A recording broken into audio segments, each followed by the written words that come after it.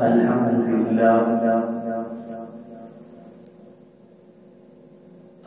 لله وكفى والصلاة والسلام على عباده الذين اصطفى وأشهد أن لا إله إلا الله وحده لا شريك له ونشهد أن سيدنا ومولانا محمدا عبده ورسوله أرسله تعالى إلى كافة للناس بشيرا ونذيرا وداعيا إلى الله بإذنه وسراجا منيرا وعلى آله وأصحابه الطيبين الطاهرين أما بعد فأعوذ بالله من الشيطان الرجيم بسم الله الرحمن الرحيم والذين آمنوا أشد حبا لله وقال الله تبارك وتعالى في مقام آخر قل إن كنتم تحبون الله فاتبعوني يحببكم الله وقال النبي صلى الله تبارك وتعالى عليه وسلم لا يؤمن أحدكم حتى أكون أحب إليه من والده وولده والناس أجمعين آمنت بالله صدق الله مولانا العظيم وصدق رسوله النبي الكريم ونحن على ذلك لمن الشاهدين والشاكرين والحمد لله رب العالمين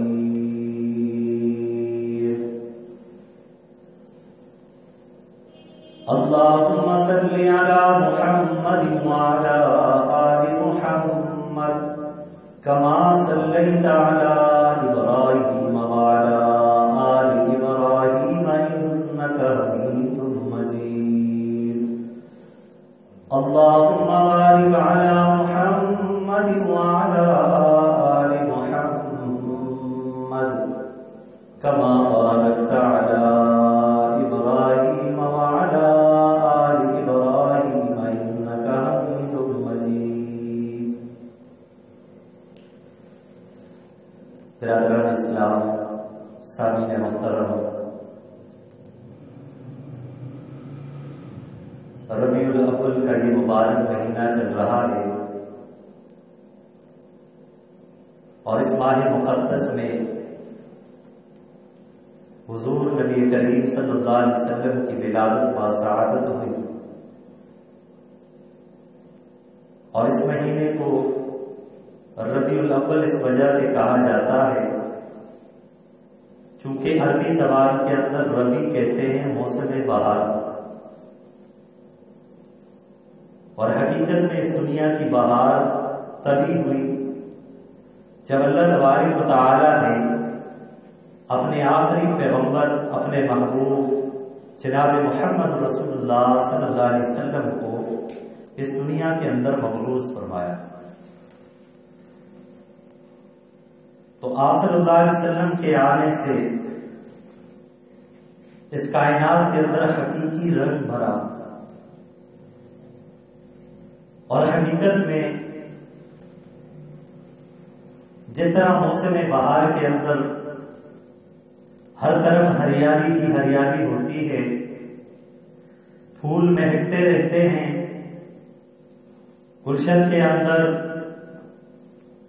ہر طرح کے پرند و چرند شوخیاں کھاتے ہوئے نظر آتے ہیں، اور اسی طرح درختوں کے اوپر چہچہاتے ہوئے پرندے نظر آتے ہیں، اور ہر طرف لہلہاتے ہوئے سبزہ اور کھیت کی صورت کے اندر مختلف چیزیں ہماری آنکھوں کے سامنے ہوتی ہیں، اور درختوں پر پھل اور پھول لگے ہوئے ہوتے ہیں، اور باغوں کے اندر خوشبو سے معطر پورا باغ نظر آتا ہے، اور ان رنگینیوں کو دیکھ کر آدمی کا جی بھی خوش ہوتا ہے، اور ہر ایک آدمی یہ کہتا ہے کہ یہ موسم بہار ہے۔ اسی طرح اس دنیا کے اندر بھی ایک بہار آئی، اس سے بڑھ کر کوئی بہار نہ تھی، اور اس سے بڑھ کر کوئی رنگینی پہلے نظر نہ آئی، جو رنگینی اس حقیقی ہستی کے آنے کے بعد آئی، وہ محمد رسول اللہ صلی اللہ علیہ وسلم کے ذات نہانی کہ اللہ تبارک و تعالی نے ان کو اس دنیا کے اندر بھیجا، تو حقیقی بہار اس دنیا کی تب آئی، اور یہ بہار وہ بہار ہے کہ جس کی خوشبو محدود نہ تھی۔ ہمارے جو موسم کے اندر موسم بہار آتا ہے تو اس کی خوشبوئیں، اس کے پھل، اس کے پھول محدود ہوتے ہیں، اس کے بعد ختم ہو جایا کرتے ہیں، لیکن رسول اکرم صلی اللہ علیہ وسلم کی ولادت باسعادت سے حقیقی معنوں کے اندر جو دنیا کے اندر بہار آئی، وہ بہار اس وقت جیسے موجود تھی آج بھی وہ بہار موجود ہے۔ گزشتہ جمعے کے اندر اس میں محمد صلی اللہ علیہ وسلم کے عنوان سے چند معروضات آپ کے گوش گزار کی تھی، اور اس مختصر سے وقت میں محبت رسول صلی اللہ علیہ وسلم کے عنوان سے کچھ معروضات آپ کے سامنے پیش کروں کہ محبت رسول یہ ایمان کا حصہ ہے۔ جس دل کے اندر محبت رسول نہ ہو وہ مومن کا دل نہیں ہو سکتا۔ مومن ہو اور اس کے دل کے اندر محبت رسول نہ ہو، یہ ہو نہیں سکتا، کیونکہ مومن جب کلمہ پڑھتا ہے لا الہ الا اللہ محمد الرسول اللہ، تو اللہ کی محبت بھی اس کے دل میں آ جاتی ہے، اور محمد الرسول اللہ صلی اللہ علیہ وسلم کی محبت بھی دل میں آ جاتی ہے۔ تو محبت بنیاد ہے، جیسے کہ میں نے گزشتہ جمعے میں بھی عرض کیا تھا، اگر کسی کے ساتھ محبت ہوتی ہے تو پھر محبوب کے ہر حکم پہ عمل کرنا بھی آسان ہوتا، تو اس لیے محبت پہلے پیدا کی جائے تاکہ احکام پہ عمل کرنا آسان ہو۔ اور یہ محبت کس چیز کا نام ہے؟ ایک محبت ہوتی ہے تبھی محبت، مثلا باپ کو اپنے بیٹے سے محبت ہوتی ہے، ماں کو اپنے بیٹے یا بیٹی سے محبت ہوتی ہے، بہن بھائی کی محبت ہوتی ہے، میاں بیوی کی محبت ہوتی ہے، یہ تبھی محبت۔ اور ایک محبت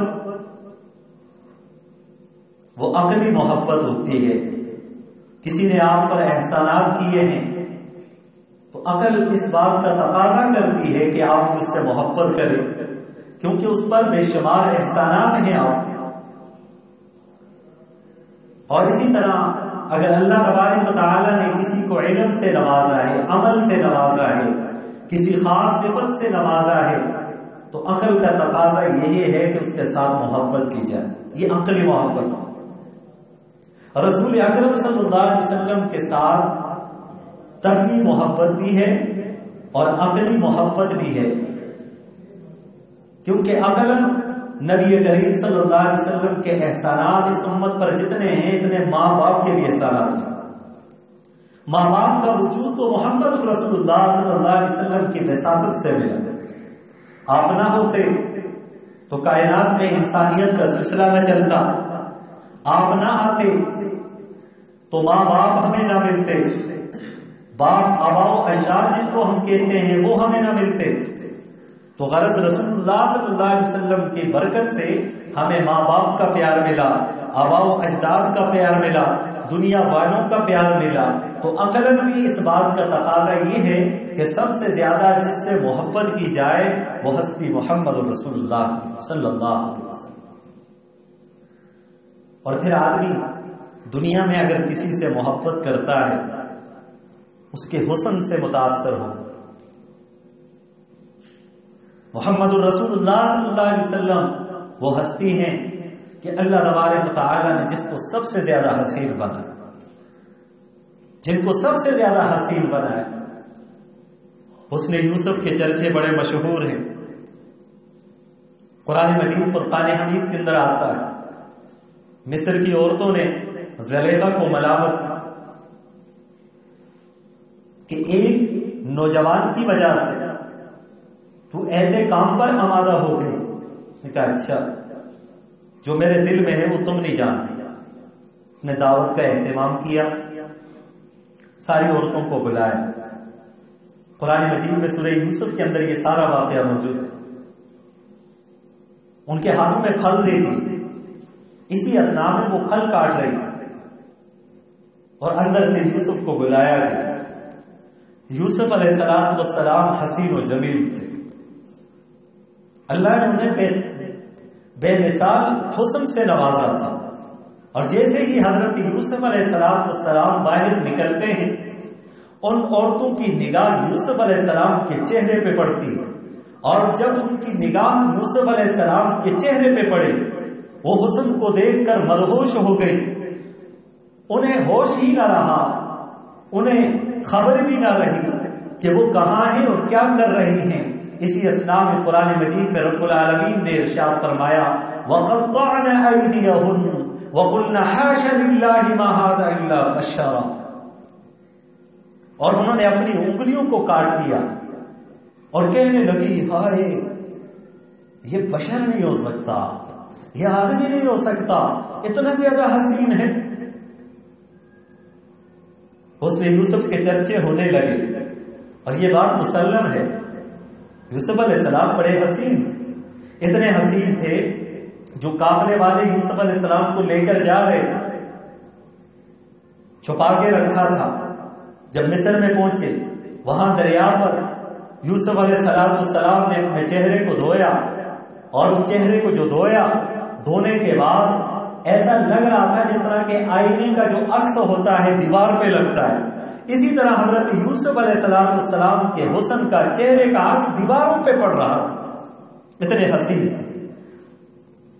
اما عائشہ صدیقہ رضی اللہ تعالیٰ عنہ کے سامنے کسی نے حسن یوسف کا ذکر چھیڑ دیا۔ اما عائشہ صدیقہ رضی اللہ تعالیٰ عنہ فوراً بول اٹھی کہ یوسف علیہ السلام کا حسن اپنی جگہ مسلم ہے، ذرا میرے محبوب کے حسن کو دیکھو، میرے محبوب کے حسن کو دیکھو۔ فرمایا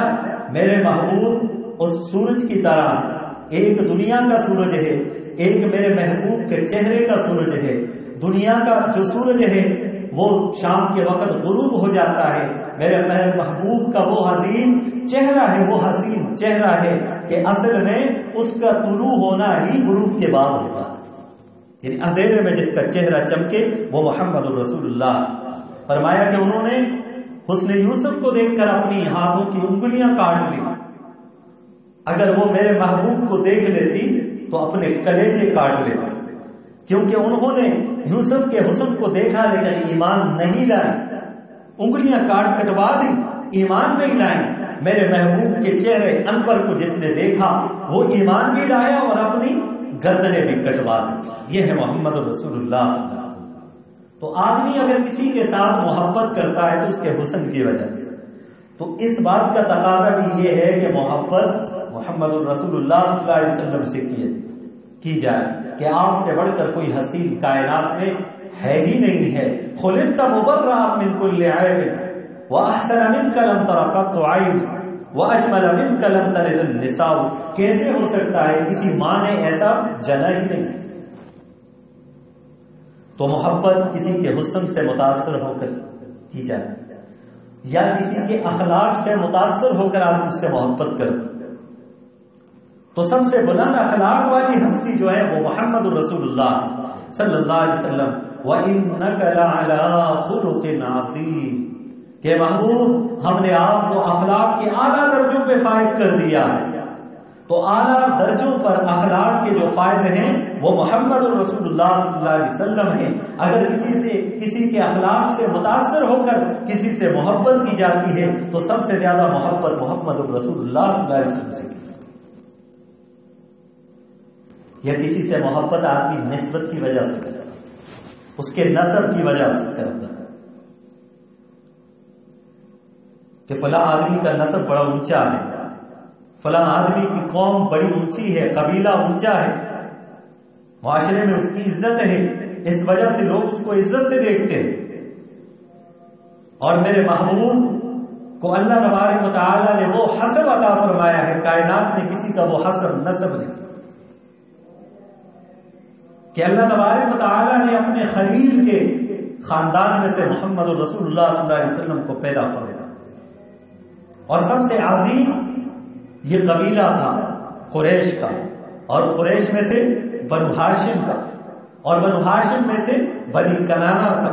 پھر اسماعیل علیہ السلام کا، پھر ابراہیم خلیل اللہ کا۔ اللہ تبارک و تعالیٰ نے کائنات کے سبھی حسب اور نسب میں سے جو عظیم نسب کا انتخاب کیا ہے وہ محمد رسول اللہ صلی اللہ علیہ وسلم کا حسب نسب۔ تو کسی کے نسب سے متاثر ہو کر آدمی اس سے محبت کرتا ہے، تو سب سے زیادہ جس سے محبت کی جائے نسب کے اعتبار سے وہ محمد رسول اللہ صلی اللہ علیہ وسلم کی ذات ہے۔ تو جس خوبی کی وجہ سے بھی کسی کے ساتھ محبت کی جاتی ہے وہ ساری خوبیاں محمد الرسول اللہ صلی اللہ علیہ وسلم کے اندر پائی جاتی ہیں۔ بلکہ وہ فارسی کے شاعر میں تو بڑی عجیب بات کہتی ہے، حسن یوسف دم عیسیٰ ید بیضا داری۔ حسن یوسف ایک طرف، دم عیسیٰ، عیسیٰ علیہ السلام کا دم کرنا، کوہڑ کے مریضوں کو شفا مل جایا کرتی تھی، اور اندھوں کو بینائی مل جایا کرتی تھی، اور مردے زندہ ہو جایا کرتے تھے۔ کہا یہ بھی ایک طرف ید بیضا داری۔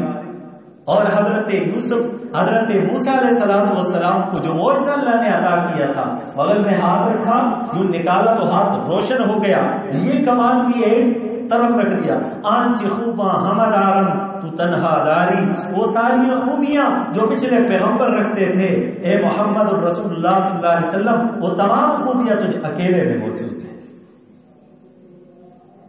تو محبت جس پیرائی سے کی جائے، جس وجہ سے کی جائے، تو وہ ساری وجہ محمد الرسول اللہ کے اندر موجود ہیں۔ اور یہ محبت صرف انسانوں کو نہ تھی، بلکہ پرندوں کو بھی آپ سے محبت تھی، چوپایوں کو بھی آپ سے محبت تھی، درختوں کو بھی آپ سے محبت تھی، پتھروں کو بھی آپ سے محبت تھی، یہاں تک کہ خشک کھجور کا تنا ہے اسے بھی آپ سے محبت ہے۔ ایک دفعہ آپ صلی اللہ علیہ وسلم ممبر پر تشریف لے گھر سے حجرے سے مسجد نبوی کے اندر گئے، اور مسجد نبوی کے اندر ایک انصاری صحابی تھے جنہوں نے ایک ممبر بنانے کا اہتمام، ممبر بنایا۔ اس سے پہلے رسول اکرم صلی اللہ علیہ وسلم ایک کھجور کے تنے کے ساتھ ٹیک لگا کر خطبہ دیا کرتے تھے، لیکن بعد میں انصاری صحابی نے اس ممبر کو بنایا، اس پہ رسول اکرم صلی اللہ علیہ وسلم گئے اور اس ممبر کے اوپر بیٹھے، ابھی خطبہ دینا ہی چاہتے تھے، کسی کی رونے کی آواز آئی، رونے کی آواز آئی، سارے متوجہ ہو گئے، کوئی ادھر دیکھ رہا، کوئی ادھر، کوئی پیچھے، کہیں کوئی رونے والا نظر نہیں آ رہا۔ صحابہ کرام فرماتے ہیں ایسے رونے کی آواز آ رہی تھی جس طرح کہ اونٹنی کا بچہ اپنی ماں سے بچھڑ جاتا ہے تو ایک مخصوص آواز اس کی نکلتی ہے، وہ درد بھری آواز ہوتی ہے۔ تو ایسی درد بھری آواز جو دلوں کو چیر لینے والی آواز تھی، وہ آواز آ رہی تھی، ہم متعجب تھے، ہمیں کوئی رونے والا نظر نہیں آتا تھا، اور رسول اکرم صلی اللہ علیہ وسلم کی ادھر ادھر دیکھ تو وہ آواز اس کھجور کے تنے سے آ رہی، بخاری اور مسلم کی روایت ہے، یہ کوئی افسانوی بات نہیں ہے، یہ کوئی عام بات نہیں ہے۔ صحاح ستہ کی کتابوں کے اندر یہ واقعہ مذکور ہے کہ اس کھجور کے تنے سے، خشک جو تنا تھا اس سے سسکیوں بری آواز آ رہی، اور وہ آپ صلی اللہ علیہ وسلم کی جدائی میں رو رہا ہے، آپ سے محبت کہ پہلے آپ اس کے ساتھ ٹیک لگا کر خطبہ دیا کرتے تھے، آج اسے چھوڑ کر ممبر کے اوپر آ گئے ہیں۔ اتنا رونا ہوا کہ سارے اس کی آواز کو سن رہے ہیں۔ آپ صلی اللہ علیہ وسلم ممبر سے اترتے ہیں، روایت کے اندر آتا ہے وَضَمَّهُ، اور اسے اپنے قریب کر لیتے ہیں اور اس کے اوپر ہاتھ پھیرتے ہیں، ہاتھ پھیرتے ہیں۔ اور جب رسول اکرم صلی اللہ علیہ وسلم اس کے اوپر ہاتھ پھیر رہے تھے، صحابہ فرماتے ہیں ہم نے ہچکیوں کی بھی آواز سنی کہ جب بچے کو ماں پکڑ لیتی ہے، بچہ زیادہ روتا ہے تو ماں محبت کی وجہ سے اسے اپنے آغوش میں لے لیتی ہے، سینے کے ساتھ چمٹا لیتی ہے، اور پھر وہ بچہ ہچکیاں بھر بھر کے روتا ہے اور ہچکیاں لے لے کر آہستہ آہستہ خاموش ہوتا ہے۔ اسی طرح وہ استوانہ جو درخت تھا اور جو کھجور کا خشک تنا تھا، وہ بھی محمد رسول اللہ صلی اللہ علیہ وسلم کی محبت کی جدائی میں رو رہا تھا۔ اور محمد عربی صلی اللہ علیہ وسلم نے اپنے دست انور کو رکھا تو فوراً وہ خاموش ہو گیا اور ہچکیاں لے کر آہستہ آہستہ خاموش ہونے لگا۔ رسول اکرم صلی اللہ علیہ وسلم نے فرمایا اور صحابیوں سن لو، اگر میں اسے دلاسا نہ دیتا تو قیامت تک یہ روتا ہی رہتا۔ ارے کھجور کے تنوں کو بھی آپ سے محبت تھی۔ آپ صلی اللہ علیہ وسلم قضاء حاجت کے لیے گئے، کھلی جگہ، درخت دور تھے، قضاء حاجت کرو، ابھی ارادہ فرما رہے ہیں، اتنے میں درخت سارے اکٹھے ہو گئے آپ پہ سایہ۔ آپ راستے پہ جا رہے ہیں، درخت آپ کو سلام کر رہے ہیں، پتھر آپ کو سلام کر رہے ہیں۔ احد پہاڑ کے اوپر جب آپ رسول اللہ صلی اللہ علیہ وسلم گئے تو وہ محبت کے اظہار سے ہلنے لگ کے جھوم رہا۔ اللہ کے حبیب صلی اللہ علیہ وسلم نے فرمایا کہ میں احد سے پیار کرتا ہوں، یہ احد پہاڑ مجھ سے پیار کرتا ہے۔ پہاڑ جس سے محبت کرے، درخت جس سے محبت کرے، پتھر جس سے محبت کرے، تو وہاں انسانوں کی محبت کا کیا عالم ہو، پھر صدیق اکبر رضی اللہ تعالیٰ عنہ کی محبت کا کیا عالم ہے۔ یہ محبت کی وہ جلگ ہی تو ہے، اپنا گھر بار سب کچھ محبوب کے قدموں میں رکھ دیا۔ یہ محبت کی جھلک ہی تو ہے کہ گھر سے ختم کرنے کے ارادے سے فاروق اعظم نکلتے ہیں، لیکن جب محبت کی نگاہ فاروق اعظم رضی اللہ تعالیٰ عنہ کے چہرے پہ پڑتی ہے تو فاروق اعظم رضی اللہ تعالیٰ عنہ کلمہ پڑھ کے مسلمان ہو جاتے ہیں۔ یہ محبت ہی کی تو جھلک ہے۔ عثمان غنی مالدار ہیں، سارے مال و دولت اس کے پاس موجود ہے، لیکن جہاں سرکار دو عالم صلی اللہ علیہ وسلم اور دین اسلام کی ضرورت ہوتی ہے وہاں حضرت عثمان اپنے پیسے کو پانی کی طرح بہاتے ہیں۔ یہ محبت ہے، اور محبت کی عجیب داستانیں ہیں۔ صحابہ کرام کی زندگیاں دیکھ لیجیے، ہر ایک صحابی کی محبت الگ انداز۔ حضرت مصعب بن عمیر رضی اللہ تعالی ایسے صحابی ہیں کہ جن کے بچپنے کو آپ دیکھیں، جن کے لڑکپن کو آپ دیکھیں، جن کی ناز و نعمتوں کو دیکھیں، جن کی خوراک و پوشاک کو دیکھیں، ان کے پہننے کے لباس کو دیکھیں، پوشاک کو دیکھیں، اور پھر بعد والی کیفیت کو دیکھیں کہ ان کی یہ حالت کیسے ہوئی، محبت رسول میں ہوئی۔ اور محبت رسول کے اندر کیا ہوا؟ مصعب بن عمیر رسول اکرم صلی اللہ علیہ وسلم تشریف فرما ہے، صحابہ کرام کی بیٹھے ہوئے ہیں، باہر سے ایک نوجوان صحابی اندر آتا، مصعب بن عمیر اندر آتا، اور کیسی حالت ہے، مینڈے کی کھال اپنے صدر والی جگہ کے اوپر باندھ، اور کوئی کپڑا نہیں، اور کوئی کپڑا نہیں۔ اور آج مسلمانوں ہر ایک آدمی یہ سوچے کہ اللہ نے ہم پہ کتنی فراوانی کی ہوئی، اللہ نے کتنے کپڑوں سے نوازا ہے، گھر میں رکھنے کی جگہ نہیں، گھر میں رکھنے کی جگہ نہیں ہوتی، اتنے کپڑوں سے ہمیں اللہ نے نوازا۔ ایک وہ صحابی رسول بھی ہے جو عشق رسول کا دم بھرنے والے ہیں، جو محبت رسول کا عالم لیے ہوئے، علم بلند کرتے ہوئے، آج ان کی حالت یہ حالت ہو چکی ہے سرکار دو عالم صلی اللہ علیہ وسلم جب اس کی اس حالت کو دیکھا، آپ صلی اللہ علیہ وسلم رونے لگے، رو رہے۔ آپ کی خوشی کو دیکھ کر صحابہ خوش ہوتے تھے، آپ کی غمی کو دیکھ کر صحابہ غمگین ہو جایا کرتے تھے، صحابہ کے چہرے بھی متغیر ہو گئے کیونکہ محبوب کیوں رو رہے تھے، صحابہ بھی رونے لگے۔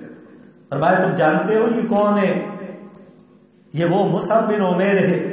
اس کا بچپنا میں نے اپنی آنکھوں سے دیکھا کہ اس کے ماں باپ بڑے رئیس تھے، شہزادوں کی طرح اس کو پالا تھا اور اس کے کھانے کا اعلیٰ انتظام ہوا کرتا تھا، سب سے بڑھیا کھانا کھاتا تھا۔ اور رسول اکرم صلی اللہ علیہ وسلم خود فرما رہے ہیں کہ اس کے تن کے اوپر جو لباس ہوتا تھا یہ اس دور کے اعتبار سے 200 درہم کا ہوتا تھا، اور آج اس کی یہ حالت کیسے ہو گئی؟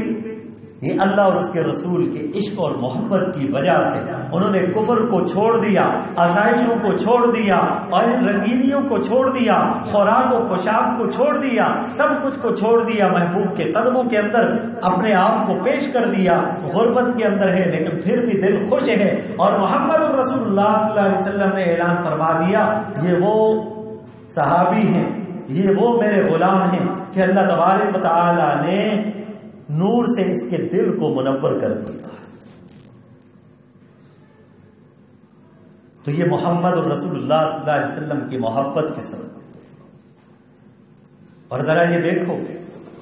کہ محبت، جیسے میں اکثر و بیشتر کہتا ہوں، محبت صرف زبانی دعوے کا نام، محبت محبوب کے ہر عمل کو اپنانے کا نام۔ اور صحابہ سے بڑھ کر تو آپ سے کوئی محبت کرنے والا ہے، ذرا ہم ان کی زندگیوں کو تو پڑھیں، وہ محبوب کے ساتھ کیسی محبت کرتے۔ آج ہم ان سے زیادہ محبت کرنے کے دعوے کرتے تو بھلا ہم صدیق اکبر سے زیادہ محبت کرنے والے ہیں، ہم فاروق اعظم سے زیادہ محبت کرنے والے ہیں، ہم خلفائے راشدین، عشرہ مبشرہ دیگر صحابہ سے زیادہ محبت کرنے والے۔ ان کی محبت بھی تھی، ان کی محبت جیسے تھی ویسی محبت ہم بھی اپنائیں۔ وہ نام کے ساتھ، نام کی محبت کے ساتھ ساتھ کام کے ساتھ بھی بڑی محبت کیا کرتے، اور آپ صلی اللہ علیہ وسلم نے اپنی زندگی کے اندر بھی اور اسی محبت کی تلقین کی۔ ایک مہم میں صحابہ کرام کو رسول اکرم صلی اللہ علیہ وسلم نے جمعے کے روز ایک جگہ کی طرف لے جاؤ۔ عبداللہ بن رواحہ رضی اللہ تعالیٰ عنہ بھی تھے، تو وہ قافلہ چل پڑا۔ عبداللہ بن رواحہ رضی اللہ تعالیٰ عنہ نے سوچا کہ چلو میں بعد میں چلا جاؤں گا، ابھی جمعے کا وقت ہے،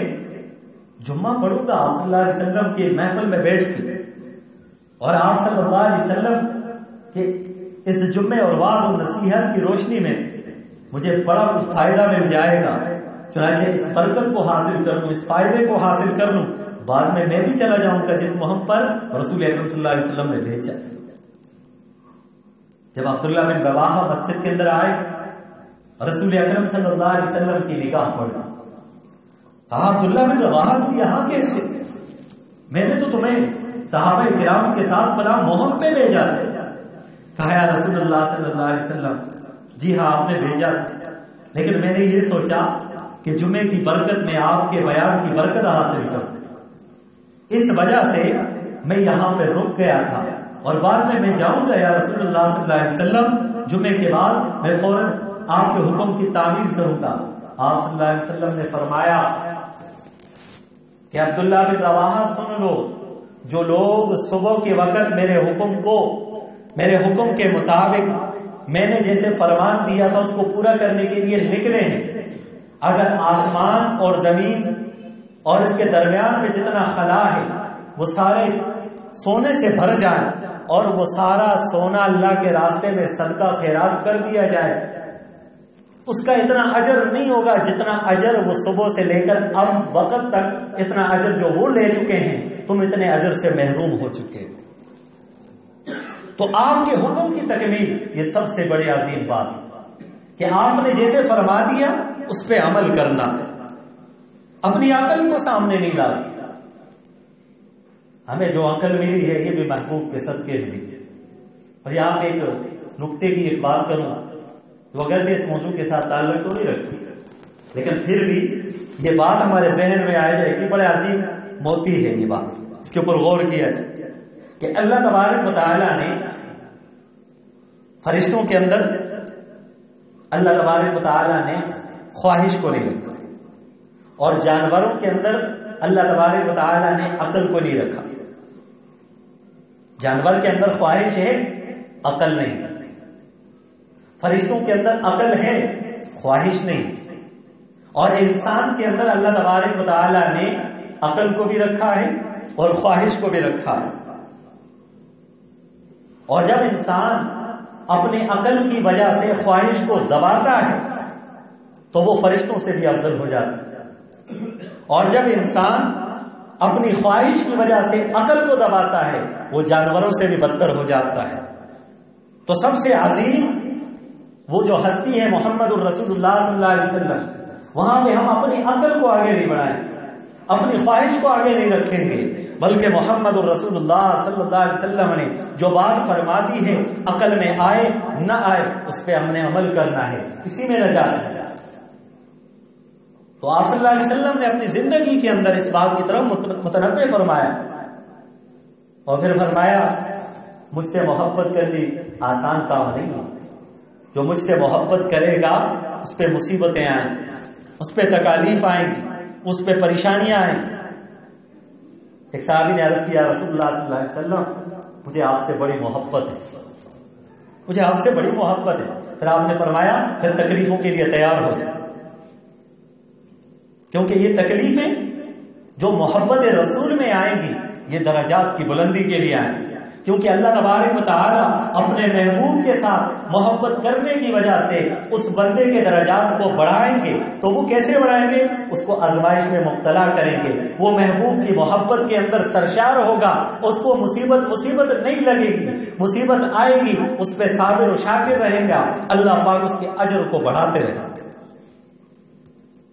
تو محبوب کے ساتھ محبت یہ ایمان کا حصہ ہے۔ رسول اکرم صلی اللہ علیہ وسلم اور فرمایا کہ تم میں سے کوئی آدمی اس وقت تک مومن نہیں ہو سکتا جب تک کہ میں